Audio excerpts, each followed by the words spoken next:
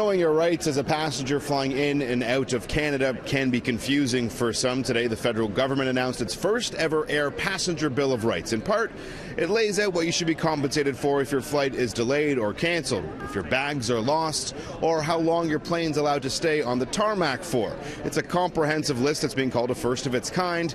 Though, is it really protecting you, the paying customer, or the airlines?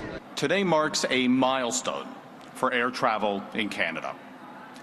The new Air Passenger Protection Regulations, the APPR, will for the first time lay out airlines' minimum obligations to air passengers. It is a milestone in the destruction of the rights of Canadian travelers.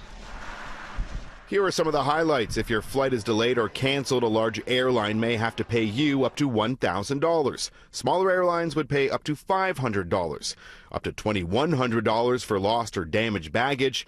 And if you're on the tarmac, an airline must let you off the plane after a 3-hour delay, though that's twice as long as the time limit some Canadian airlines currently follow.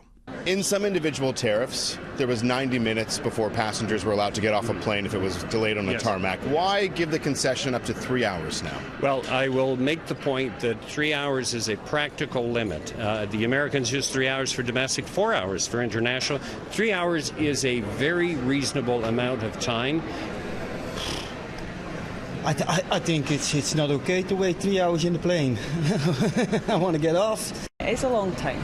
It's a long time to wait in a plane? Especially if you've got kids with you. When it comes to you receiving cash for delays or cancellations, as the old cliche goes, the devil is in the details. An airline doesn't owe you a penny if weather is a factor or if there's a mechanical issue with the plane that is safety related. It's still a loophole in the system. It's impossible to close it completely. I think that there were concessions made to the airlines, absolutely, in order to get this package through. The regulations went through nationwide public consultation last year.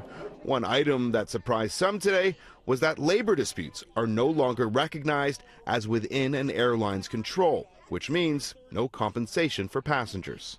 We cannot tell the airline how to run its business, but if its business decisions result in disruptions in the passenger's travel, then the airline has to pay for it. The point of this package is to give robust protections to passengers and at the same time to be balanced.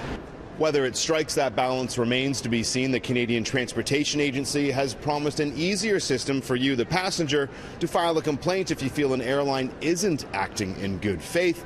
Now, the new rules are for any flights in or out of Canada, as well as domestic flights. To see this full list, just go to our website, citynews.ca.